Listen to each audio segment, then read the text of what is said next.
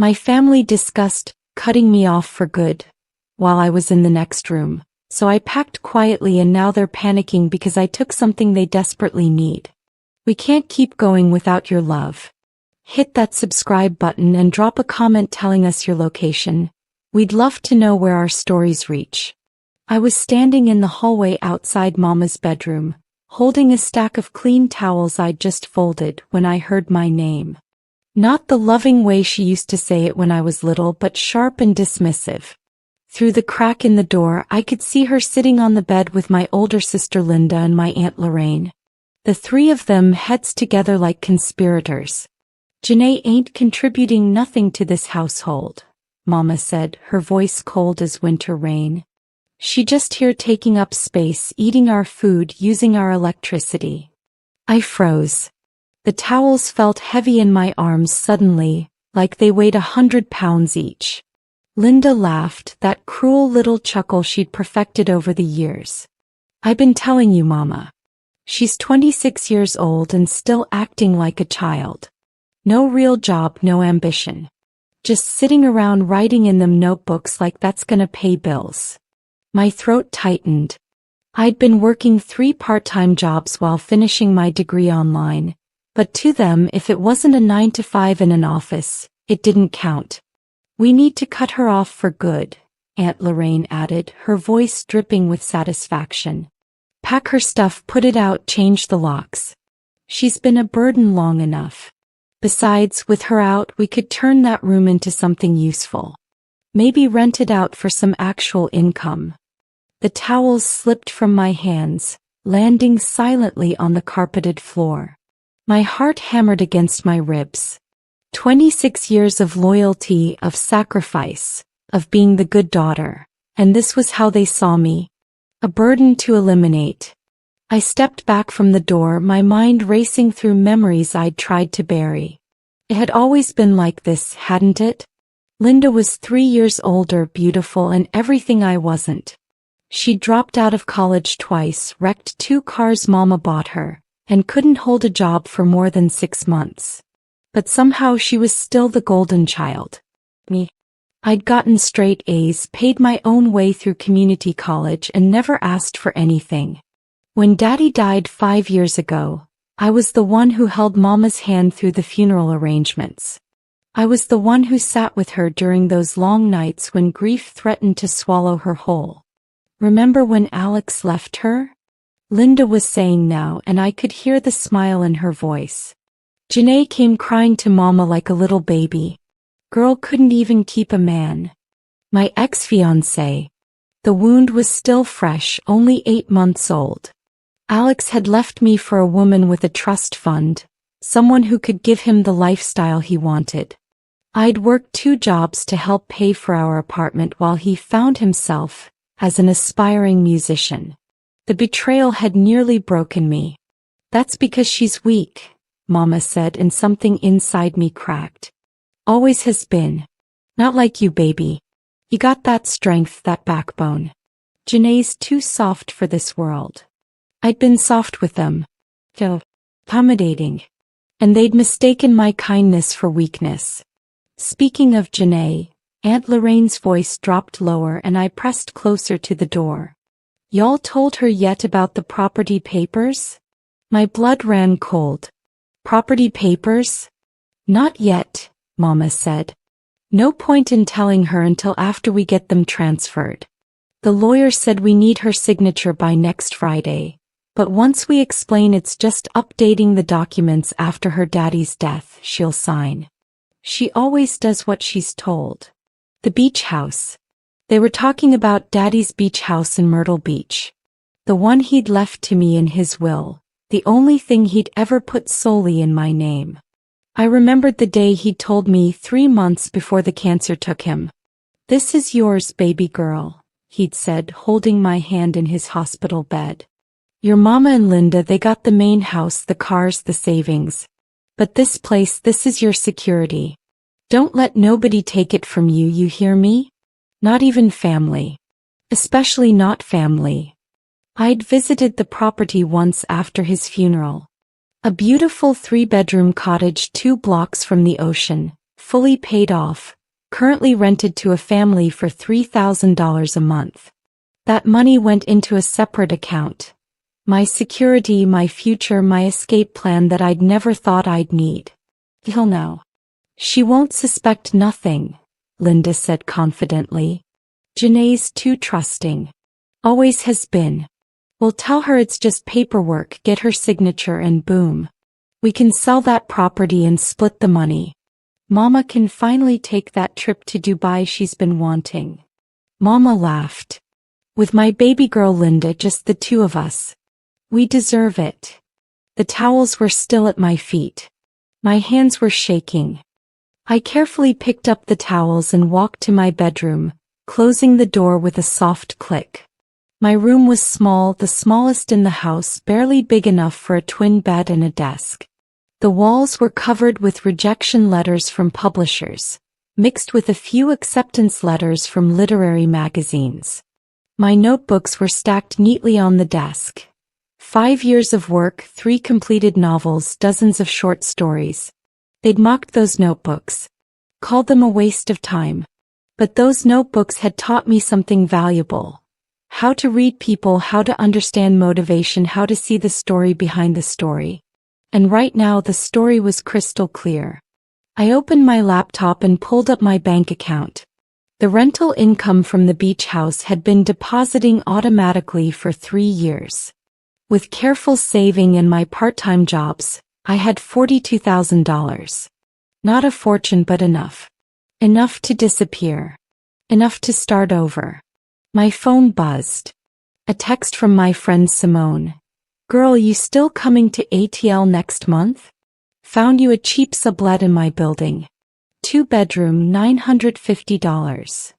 I'd mentioned maybe visiting Atlanta, maybe trying to find editorial work there. Simone had been my roommate in community college, the only person who'd believed in my writing. She'd moved to Atlanta 2 years ago and had been begging me to follow. I texted back, can I come this weekend instead? 3 dots appeared. Then, what? Yes. But what happened? I'll explain when I get there. I need to stay quiet about this though. Don't post anything on social media, okay? Say less. I got you. I waited until 11 p.m. when the house was quiet. Mama and Linda had gone out to some event. They were always going somewhere, spending money they didn't have, putting on appearances. Aunt Lorraine had left hours ago. I had the house to myself. First, I called the property management company in Myrtle Beach. Hi, this is Janae Morrison. I need to discuss the lease on my property. The manager, Mrs. Wilson, picked up on the second ring. Oh, hello, Janae. How are you? The Hendersons have been wonderful tenants. Just renewed their lease for another year. That's great, I said, my voice steady despite my racing heart. I need to ask something important. Has anyone else contacted you about this property? Anyone claiming to be family or saying they have authority over it? There was a pause. Actually, yes. A woman called last week claiming to be your mother. She said she needed access to the rental income because you were having mental health issues and couldn't manage your affairs. I told her I could only discuss the property with you as you're the sole owner. She got quite upset. My stomach turned. They'd been planning this for weeks, maybe months. Mrs. Wilson, I need to make some changes. First, I want to add a password to my account. No one can get information without that password. Not even someone claiming to be family. Second, I need to change the bank account the rent deposits into. Of course. And Janae? I've been doing this for 20 years. I've seen families do terrible things to each other over property. Whatever you're going through, protect yourself first. Your father was a good man. He chose to leave this to you for a reason. After securing the beach house, I went through the filing cabinet in Daddy's old office. Mama had claimed this room as her meditation space after he died, but she never actually used it. The filing cabinet was buried under yoga mats and vision boards about manifestation and abundance. I found what I was looking for in the third drawer. Daddy's will, the property deed, and something I hadn't seen before. A letter addressed to me, dated 2 weeks before his death. My hands trembled as I opened it. My dear Janae, if you're reading this, I'm gone, and I suspect your mama and sister are showing their true colors. I've known for a long time what they are, baby girl. I tried to shield you from it, but I also tried to prepare you. That beach house is yours free and clear. I put it only in your name because I knew what would happen if I didn't. Your mama, she's always loved money and status more than sense. And Linda, she learned it from her. But you got my heart. You got my love for stories, for truth, for seeing people as they really are. I set up something else for you too. A trust fund. It's not much, just $50,000, but it's yours when you turn 27 or when you move out permanently, whichever comes first. The lawyer's name is Bernard Matthews. He has the details. Be smart, baby. Family is supposed to be your safe place, but sometimes the people who share your blood are the ones who'll cut you deepest. Don't let them. You deserve better. Love always, Daddy. I read it 3 times, tears streaming down my face. He'd known. He'd known and tried to protect me even from beyond the grave. I spent the next 2 hours methodically documenting everything. I photographed Daddy's letter, the will, the property deed. I logged into Mama's laptop. Password was Linda's birthday, of course, and found the email chain with their lawyer about transferring property from an incompetent heir. The lawyer had actually pushed back. Mrs. Morrison, your daughter would need to be declared mentally unfit by a court for this to work. Simply getting her signature under false pretenses could be considered fraud. Mama's response made my blood boil. She won't know the difference. Janae trusts me. Just draw up papers that look official. She'll sign whatever I put in front of her. I screenshot everything and emailed it to myself, then to Simone, then uploaded it to a cloud drive. I wasn't taking any chances. In Linda's room, yes, I went through her stuff. I found a Pinterest board titled, Beach House Renovation.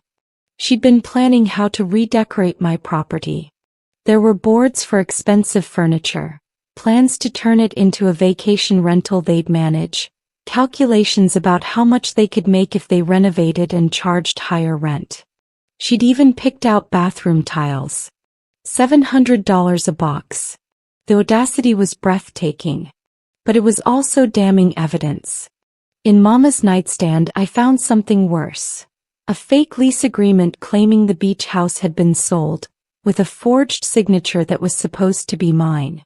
They'd been planning to show me this, claim the property was already sold, and pressure me to sign the transfer papers, to make it legal.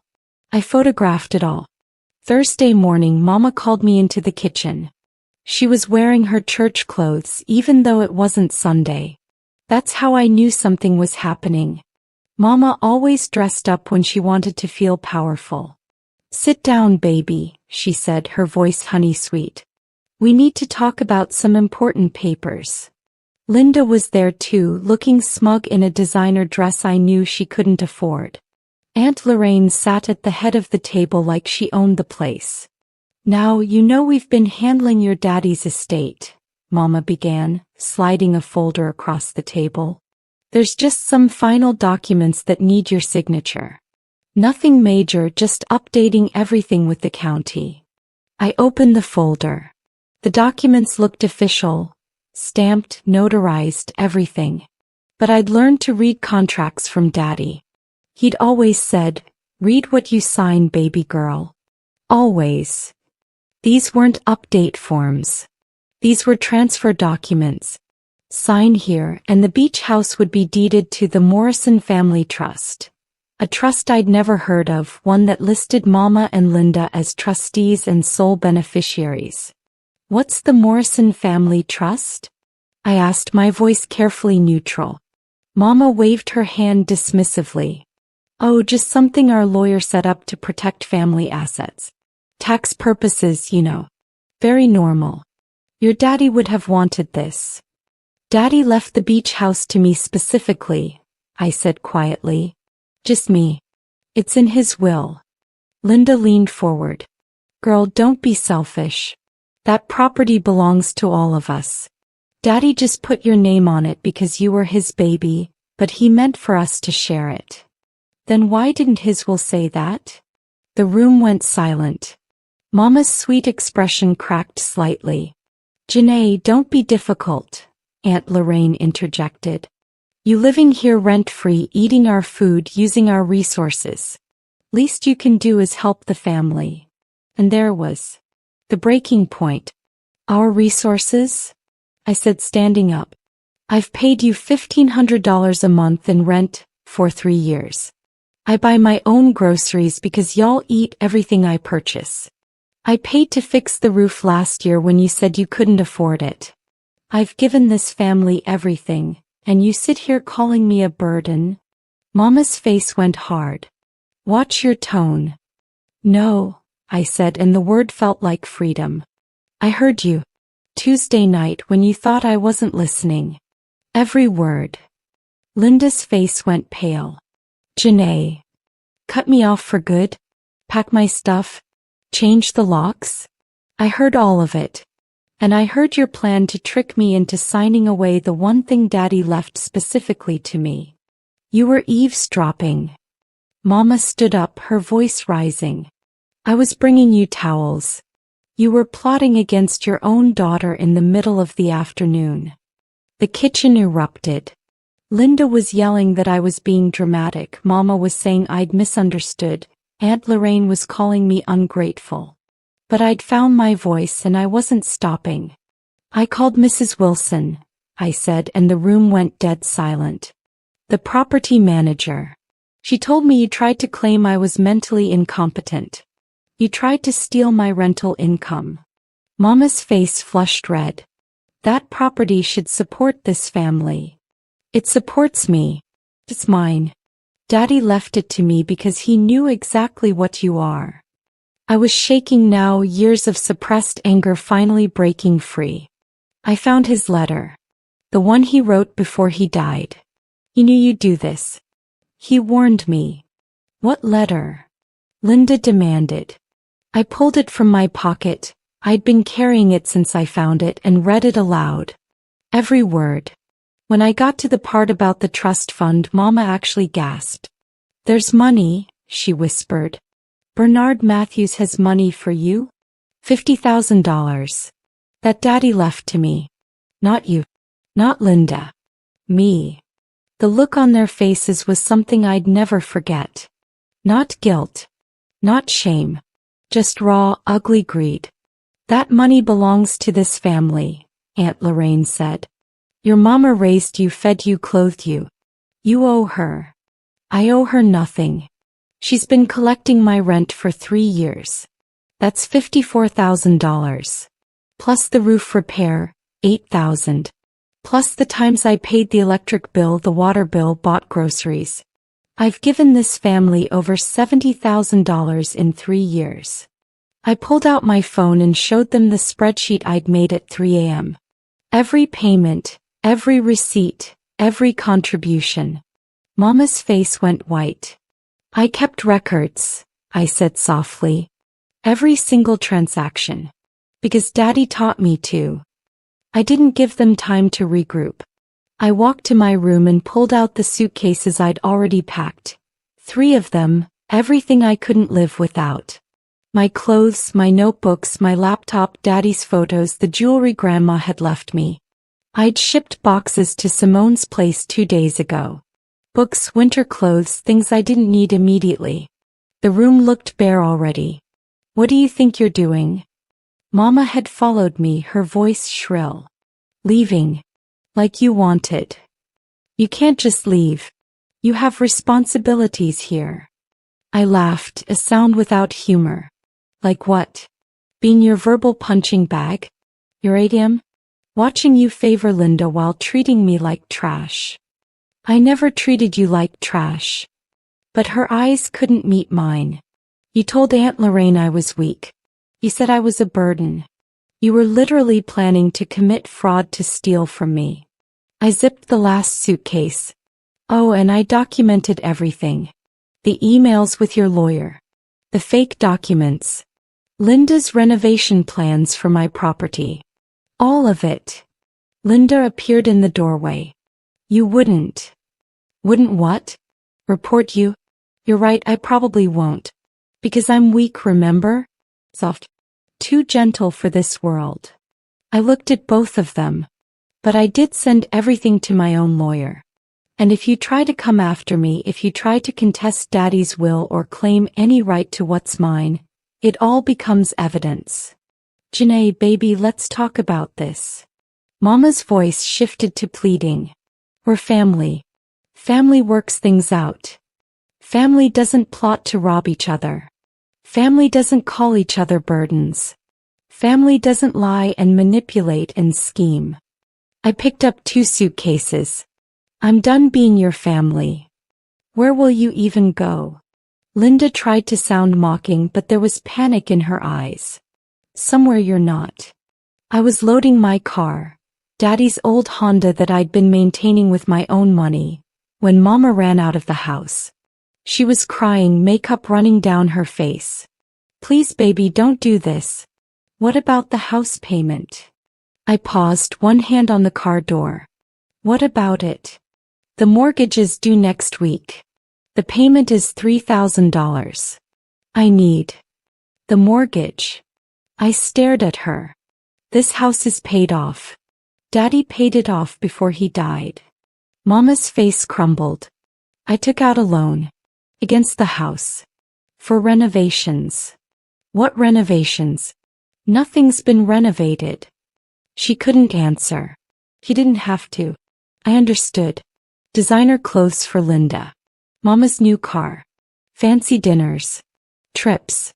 They'd burned through Daddy's life insurance and had started borrowing against the house. How much do you owe?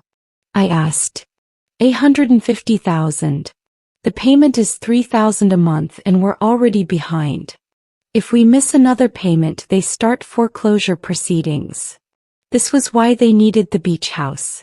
Not just greed, desperation. They'd spent themselves into a hole and needed my property to climb out. You've been collecting my rent, I said coldly. That's $18,000 a year. What did you do with it? No answer. Just more crying. Linda came out then, her mask completely dropped. You selfish bitch. You'd really let us lose this house? Daddy's house. Daddy's paid-off house that Mama mortgaged for purses and cars? I got in the driver's seat. Yeah, I really would. Maybe it'll teach you what consequences feel like. We'll contest the will. Linda shouted. We'll sue you for that trust fund. Try it. I've got Daddy's letter stating his exact intentions. I've got 3 years of financial records showing I contributed to this household. I've got evidence of your fraud attempts. I started the engine. But most importantly, I've got Bernard Matthews as my lawyer now. I called him yesterday. He's very interested in the forged documents I found. Mama grabbed my car door. Please, Janae. I'm your mother. You were never my mother, I said and pulled away. I spent the first week in Atlanta in a daze. Simone's apartment was small but peaceful. No shouting. No passive-aggressive comments. No one calling me weak while stealing from me. The silence was healing. Bernard Matthews turned out to be a sharp, no-nonsense lawyer in his 60s who genuinely loved my father. Your daddy was my best friend, he told me in our first meeting. He knew what was coming. That's why he was so careful with his will. Why didn't he tell me about any of this? He hoped he was wrong. Hoped your mama would surprise him. Bernard slid a check across his desk. Your trust fund. As of last month, you're 27. It's yours. $50,000. Freedom in paper form. There's more, Bernard continued. Your father had a life insurance policy separate from the one your mother claimed. A small one, $25,000, with you as the sole beneficiary. He set it up 6 months before he died and never told anyone. I started crying. Even in death, Daddy was taking care of me. Bernard handed me tissues. Your mama's been calling. They want to negotiate. No. Good. Because I looked into that mortgage. Your mother borrowed against a house she doesn't solely own. Your fathers will left the house to both of you, 50% each. She needed your signature to take out that loan. My head snapped up. She forged my signature? Appears so. The bank is investigating. If it's confirmed as fraud, they might have grounds to nullify the loan, but your mother would face criminal charges. The karma was almost too perfect. What do you want to do? Bernard asked gently. I thought about it. Really thought about it. Nothing. Let the process play out. I'm not pressing charges, but I'm not saving her either. 3 months later, I was sitting in a cafe in downtown Atlanta, laptop open, working on a new novel. My phone buzzed. A message from an unknown number. Please call me. It's important. Mama. I blocked the number. It was the 6th one she'd tried. Simone slid into the seat across from me, carrying coffees. Still bothering you? Always. I took the cup gratefully. House went into foreclosure. They're fighting it, but Bernard says they'll lose. Good. Simone had no sympathy for them. She'd watched me work myself to exhaustion for years trying to please the unpleasable. My phone buzzed again. This time it was a call from my editor at the small press that had bought my novel. Janae. Amazing news. A major publisher wants to buy the rights. They're talking 6 figures for a 3-book deal. I almost dropped my phone. What? After the call ended, after I'd agreed to everything in a daze, Simone was grinning. Girl, your life is a whole movie.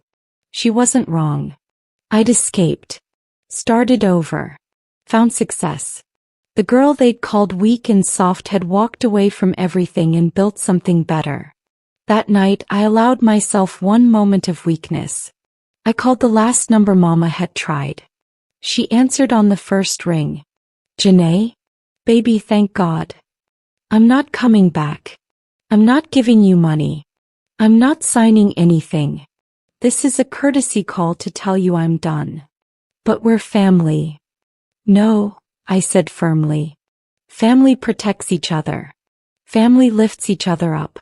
You wanted to cut me off for good. Congratulations. You succeeded. I hung up and blocked that number too. Later, lying in my own apartment, the 1-bedroom I'd just leased with my advance money, I thought about Daddy's letter. He'd known I'd need to hear that I deserved better. That I wasn't weak for wanting love and loyalty. That leaving didn't make me the villain. Sometimes the bravest thing you can do is walk away from people who see you as a resource instead of a daughter. Sometimes self-preservation looks like selfishness to people who benefited from your self-sacrifice. I was 27, finally free, with a career taking off and a future that belonged only to me. The family who'd tried to cut me off had instead cut themselves out of my success, my life, my happiness. And I'd never felt stronger.